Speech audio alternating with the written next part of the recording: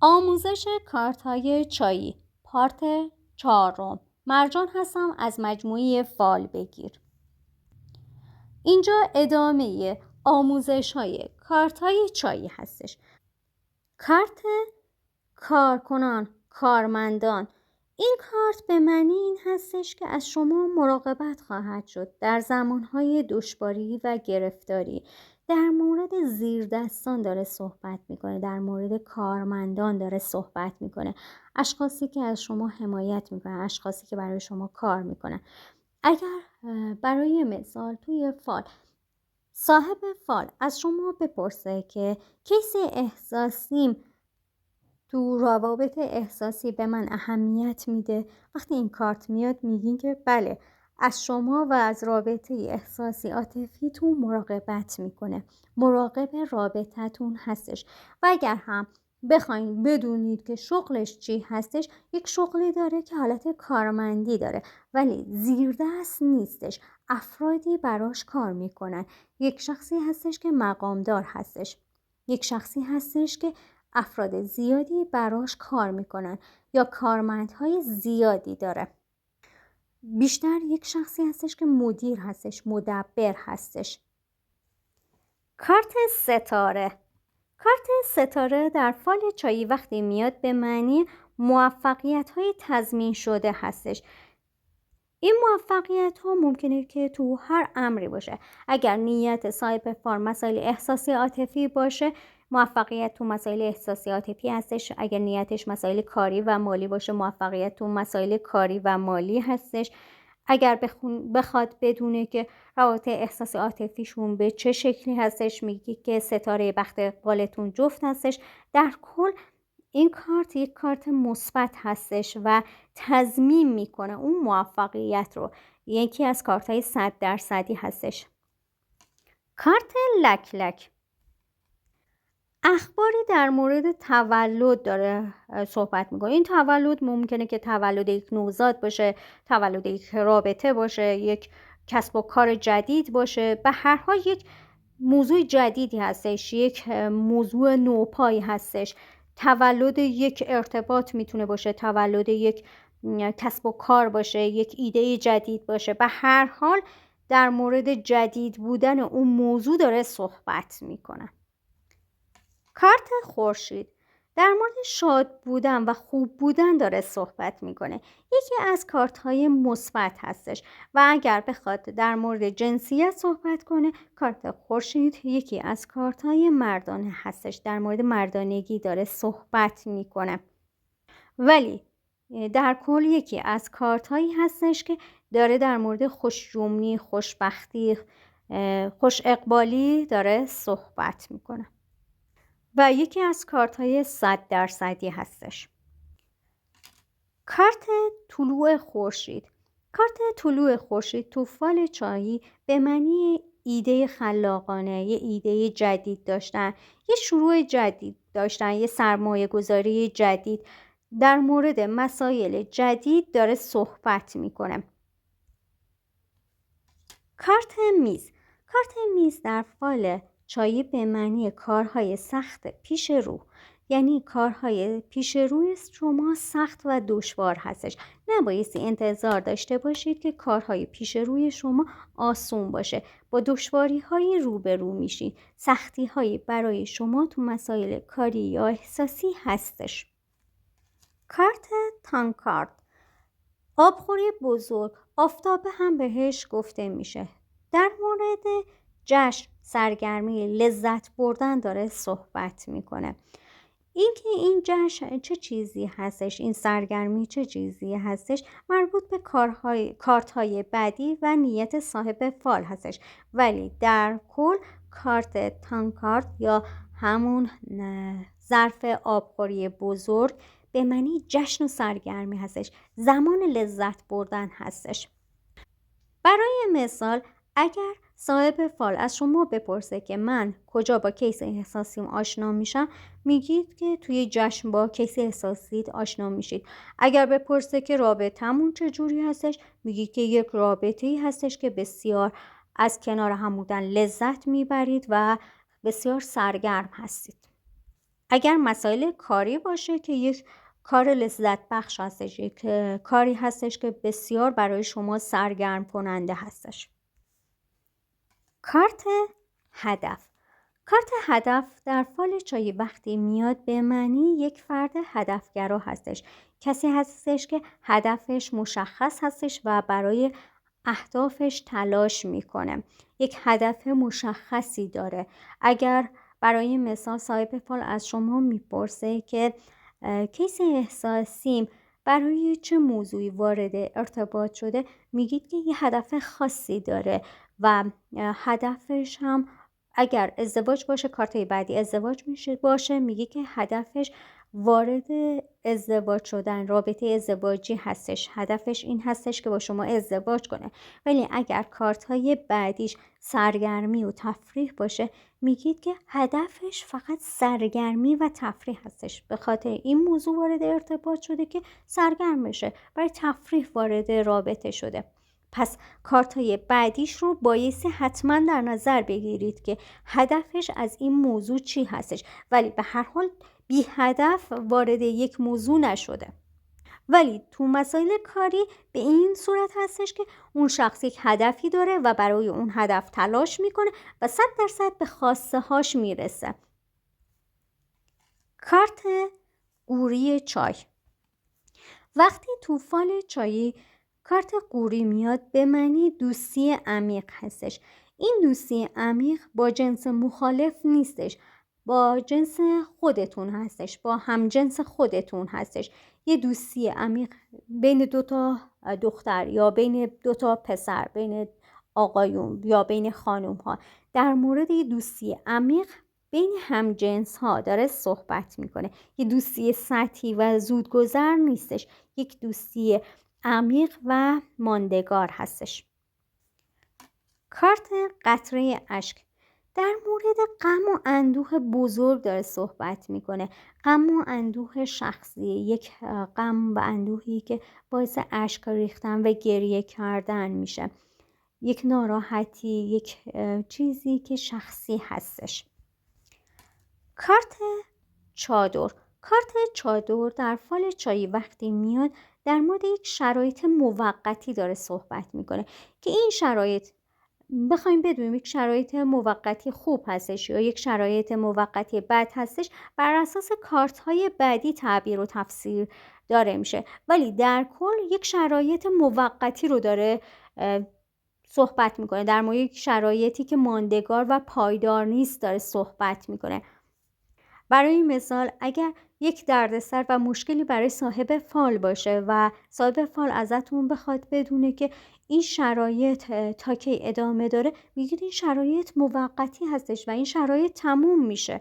اگر در مورد یک رابطه احساسی باشه و کارت چادر بیاد، نشونگر این هستش که این رابطه یک رابطه عمیقی نیستش، یک رابطه موقتی هستش و ممکنه که تموم بشه. پس همونجور که دارید میبینید این کارت یکی از کارتایی هستش که داره در مورد موقتی بودن صحبت میکنه. این که مثبت باشه یا منفی باشه بر اساس کارتای قبلی و بعدیش تعبیر و تفسیر میشه. اگر کارتای قبلی مسائل منفی باشه، اون مسائل منفی تموم میشه. اگه دردسر باشه، اون دردسر موقتی تموم میشه. اگر کارتای قبلیش در مورد مسائل احساسی داره صحبت میکنه، اون مسئله احساسی داره تموم میشه. اگه یک مسئله مالی و موفقیت است، اون موفقیت داره تموم میشه. اگر کارت دردسر باشه، دردسر داره تموم میشه. در کل بایستی کارت های قبلی و بعدیش رو در نظر بگیرید، بیشتر کارت های قبلیش. تخت پادشاهی. کارت تخت پادشاهی در فال چایی در مورد یک موضع قدرت داره صحبت میکنه. در مورد اینکه قدرت دستش هستش داره صحبت میکنه. اگر صاحب فال از شما بپرسه که شرایطم تو این رابطه چجوری هستش، میگه که یک رابطه قدرتمند هستش، قدرت تو دستت هستش، داره صحبت میکنه. یک رابطه قوی و محکم رو داره صحبت میکنه، یک رابطه پایدار. اگر بپرسه رابطه همون چجوری هستش، میگید که یک رابطه‌تون پایدار هستش، یک رابطه موقت و زودگذر نیستش. اگر مسائل مالی و کاری باشه کارت تخت پادشاهی بیاد در مورد محکم بودن اون موقعیت کاری و مالی پشتوانه مسائل مالی داره صحبت میکنه که بسیار قدرتمند هستش. کارت ببر.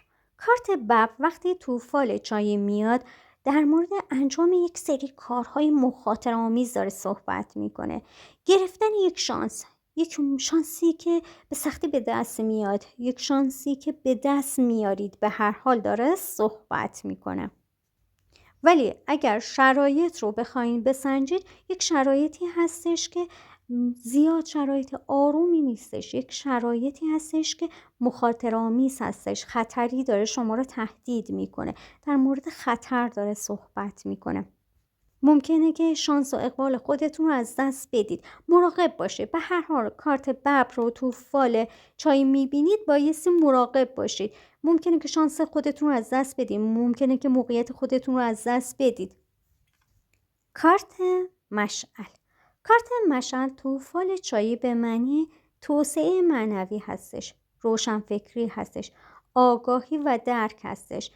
برای مثال اگر صاحب فال از شما بپرسه که کیس احساسیم چه جور آدمی هستش، میگید که یک شخصی هستش که روشنفکره، یک شخصی هستش که درک و آگاهی بسیار بالایی داره، شما رو داره درک میکنه، موقعیت شما رو داره درک میکنه. کارت لاک پشت. کارت لاک پشت در فال چایی به معنی این هستش که شما دارید خیلی آروم پیش میرید، خیلی کند دارید پیش میرید، اما مطمئن هستید. درست هستش که به آهستگی دارید پیشرفت میکنید، اما مطمئن هستید که درست دارید میرید، مسیر درست رو دارید میرید.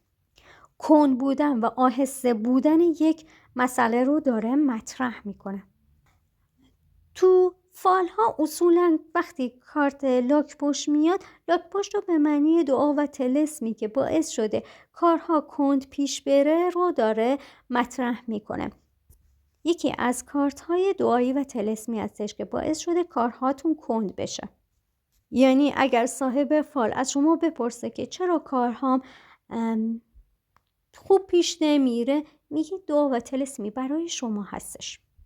اینکه این دعا و طلسم رو چه کسی گرفته، بر اساس کارت های بعدی میتونید تعبیر و تفسیر کنید. کارت برج. کارت برج در فال چایی به معنی پایه های محکم هستش، یک موقعیت و یک ثبات رو داره نشون میده، یک موقعیتی که محکم هستش اما نیازمند تلاش هستید. پایه های محکمی رو داره نشون میده، یعنی برای رسیدن به موفقیت بایستی شما تلاش زیادی داشته باشید. اگر کارت برج تو فال چایی بیاد و صاحب فال از شما بپرسه که رابطمون به چه شکل هستش، میگید که یک رابطه محکمی هستش، ولی بایستی تلاش کنید که این رابطه همینجور محکم بمونه، پایه های رابطتون محکم هستش.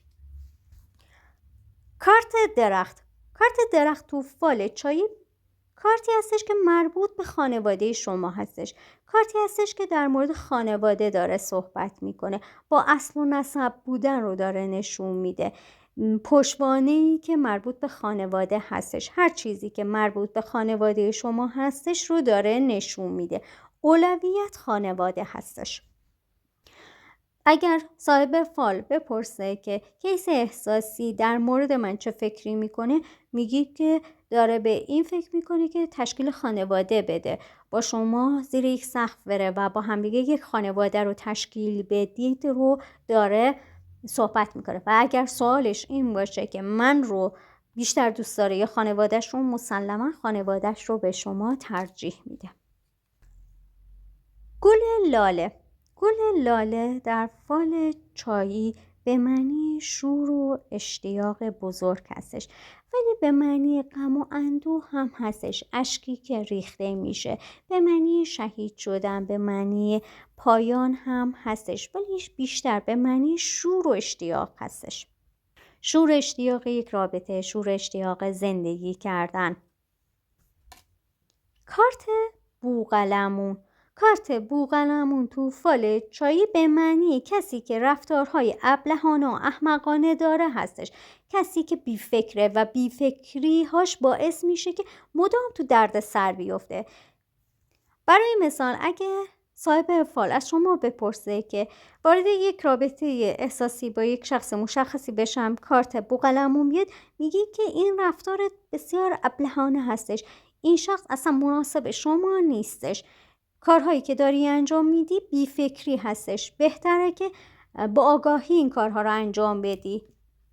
در کل کارت احمقانه رفتار کردن رو داره نشون میده. نماد کشور ترکیه هم هستش. اگر بخواین مسافرت در نظر بگیرید ترکیه رو داره نشون میده. ولی بیشتر مواقع همون به معنی ابله بودن، احمق بودن هستش. کارت حرف وی. کارت وی تو فال چایی به معنی پیروزی تو برخی از تلاشاتون هستش. اگر تلاش کنید ممکن هستش که نتیجه مطلوب رو به دست بیارید. در مورد موفقیت صحبت میکنه، ولی موفقیتی که همراه با تلاش کردن هستش. اگر تلاش کنی موفقیت برای شما هستش. شما نتیجه تلاش های خودتون رو میبینید رو داره نشون میده. نشون دهنده پیروزی هم هستش، پیروزی و موفقیت. ولی این پیروزی و موفقیت همراه با یه سی باشه با تلاش کردن. کارت تکشاخ. استفاده از درک و شعور خودتون برای تغییرات مفید. یک سری کارهایی که به ظاهر نشدنی هستن ولی به صورت معجزه‌آسا میشه. در مورد تغییرات و تحولات داره صحبت میکنه. در مورد شهود داره صحبت میکنه. یکی از کارت‌های شهودی هستش. کارت چشم سوم هم هستش. کارت پیشگویی هستش. کارت دره. اطمینان از یک موفقیت، قدرت عمیق شخصی رو داره نشون میده. صلح رو داره نشون میده. آرامش رو داره نشون میده. اطمینان داشتن از اینکه 100% به اون موفقیت میرسید رو داره نشون میده. کارت گلدان. کارت گلدان در فال چایی به معنی تحسین مخفی هستش. یعنی شما یک شخصی رو دارید تحسین میکنید ولی این تحسین کردن رو ظاهر نمی کنید. برای مثال صاحب فال از شما میپرسه که احساس کیس احساسیم نسبت به شما چه هستش؟ میگی که داره شما رو تحسین میکنه، براش بسیار محترم هستید ولی احساسات خوشایند خودش رو به شما نشون نمیده. شاید به شما ابراز عشق و علاقه نکنه ولی واقعا شما رو تحسین میکنه و براش با ارزش هستید. کارت تاک. کارت تاک در فال چایی به معنی کسی که به دنبال اطلاعات هستش رو داره نشون میده. وقتی این کارت توی فال چایی میاد یعنی باید کمی مراقب باشید. کسی داره اطلاعات جمع آوری میکنه، کسی داره شما رو زیر نظر داره و داره اطلاعاتی در مورد شما جمع میکنه هستش. اگر کات باشین، برای مثال صاحب فال از شما بپرسه که کسی احساسی داره چی کار میکنه، میگید که شما رو تحت نظر داره و داره در مورد شما اطلاعات جمع میکنه یا از دوستان شما داره در مورد شما اطلاعات داره جمع میکنه. اگر هم توی محیط کاری باشید یعنی یک شخصی توی محیط کاری هستش که داره در مورد شما اطلاعات جمع میکنه. اینکه این اطلاعاتی که داره جمع میشه به نفع شما هستش یا به ضرر شما بر اساس کارت‌های بعدی تعبیر و تفسیر میشه. کارت کرکس. کارت کرکس تو فال چایی به معنی افسردگی، اضطراب، نگران هستید که کسی علیه شما اقدامی کنه هستش. یعنی بایستی مراقب باشید که اطرافیان علیه شما کاری انجام ندن. در مورد اضطراب‌های درونی، استرس داره صحبت میکنه. کارت دیوار. کارت دیوار تو فال چایی وقتی میاد در مورد سوء تفاهم داره صحبت میکنه. اگر تو فال این کارت بیاد و صاحب فال از شما بپرسه که چرا این مشکل به وجود اومده، میگی یه سوء تفاهم هستش، یه سوء تفاهمی تو ارتباطتون به وجود اومده که باعث این سوء تفاهم رو برطرف کنید. حالا ممکنه که این سوء تفاهم تو مسائل احساسی باشه، تو مسائل کاری باشه، به هر حال یک سوء تفاهمی به وجود اومده. کارت گوه یا براز، کسی که داره تلاش میکنه بین شما و دوستتون رو درست کنه، یا این خواسته شما هستش که کسی بیاد و صلح و آشتی رو بین شما و دوستتون برقرار کنه. یعنی شما نیازمند این هستید که شخصی سوم پا پیش بذاره و صلح و آشتی رو برقرار کنه. بیشتر حالت میانجیگری هستش، کسی که میانجیگری میکنه تا مشکل شما برطرف بشه. اگر صاحب فال از شما بپرسه که مشکل ما چجوری برطرف میشه، میگی کسی میانجیگری میکنه و مشکلتون برطرف میشه. تو محیط کاری باشید، میگی کسی میانجیگری میکنه. کارت بید مجنون، کارت بید مجنون در مورد غم و اندوه خانوادگی داره صحبت میکنه. یک ناراحتی که برای اعضای خانواده به وجود اومده داره صحبت میکنه. برای مثال صاحب فال بپرسه که چرا کیس احساسیم ناراحت هستش، میگید که برای یکی از اعضای خانوادهش یک مشکلی پیش اومده، توی خانوادهش یک مشکلی پیش اومده داره صحبت میکنه. به هر حال این غم و اندوه مربوط به خانواده و اعضای خانواده هستش. کارت چاه، کارت چاه به معنی خواسته های خانواده به حقیقت میپیونده. چاه آرزوها هستش، یعنی به آرزوهای خودتون میرسید، به خواسته های خودتون میرسید.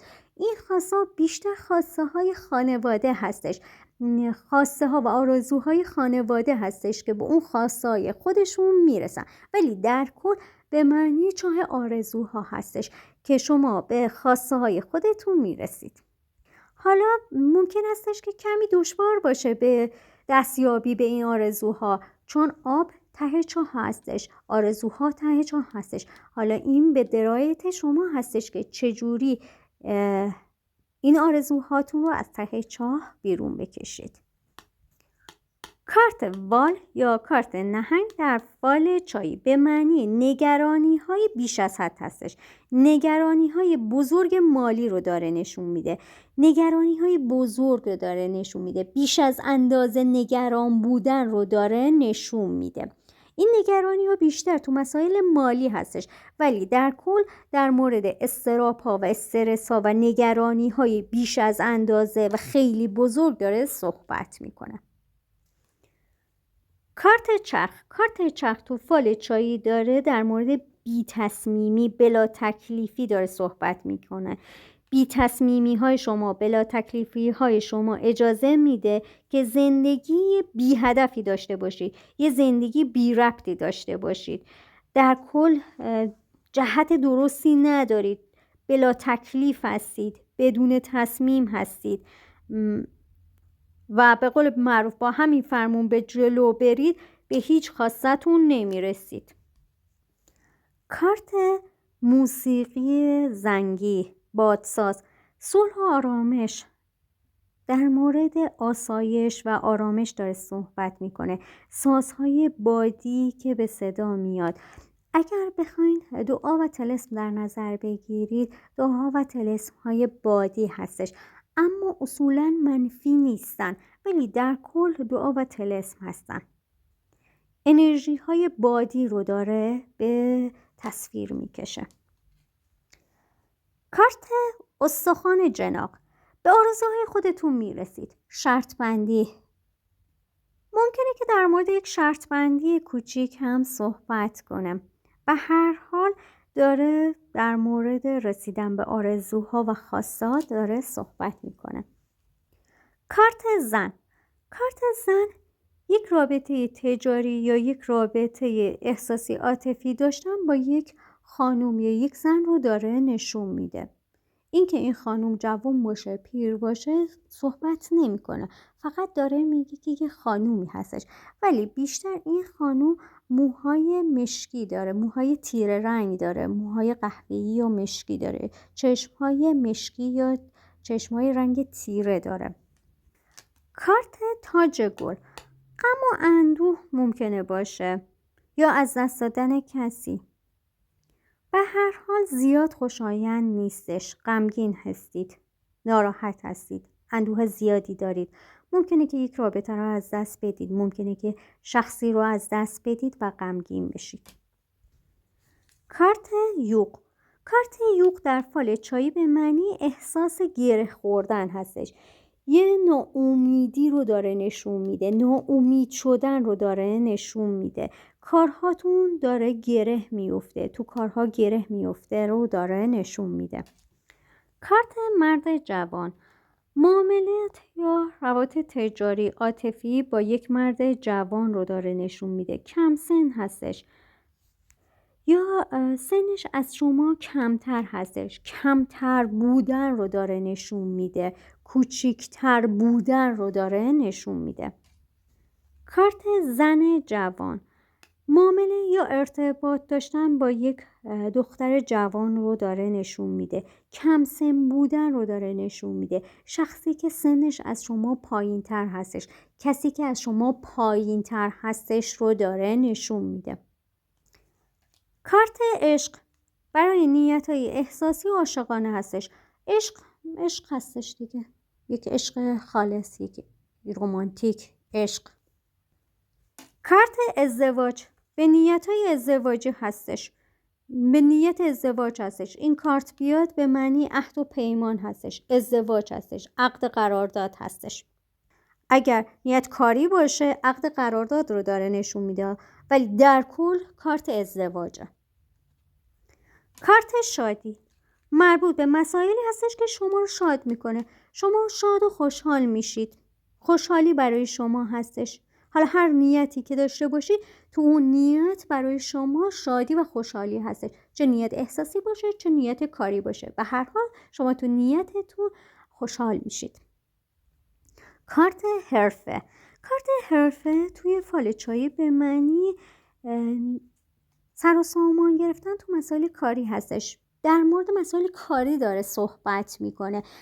این کارت رو بایستی مربوط به مسائل کاری در نظر بگیرید، در مربوط به مسائل احساسی عاطفی نیستش، مطلق قاطع داره در مورد مسائل کاری داره صحبت میکنه.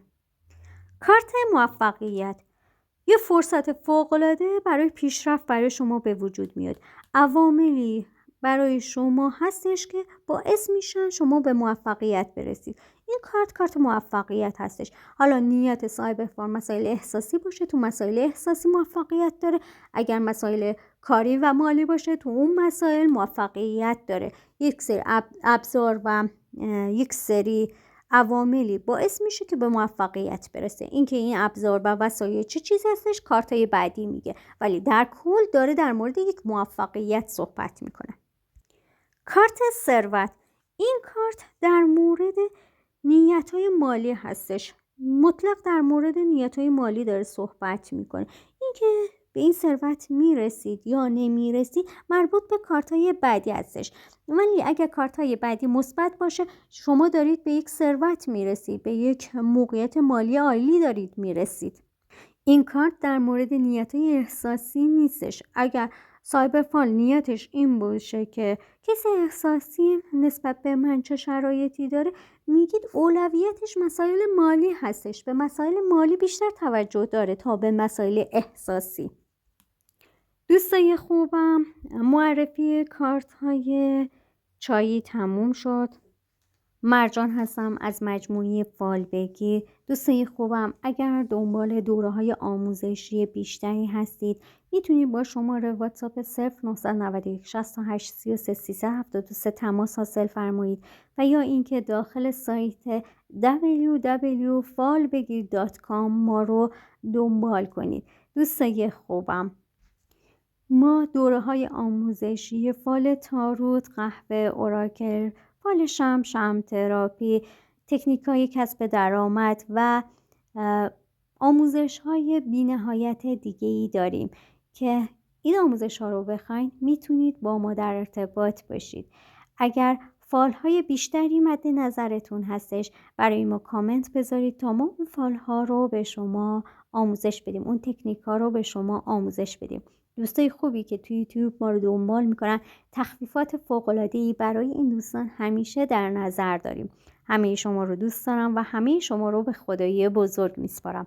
مرجان هستم از مجموعه فال بگیر.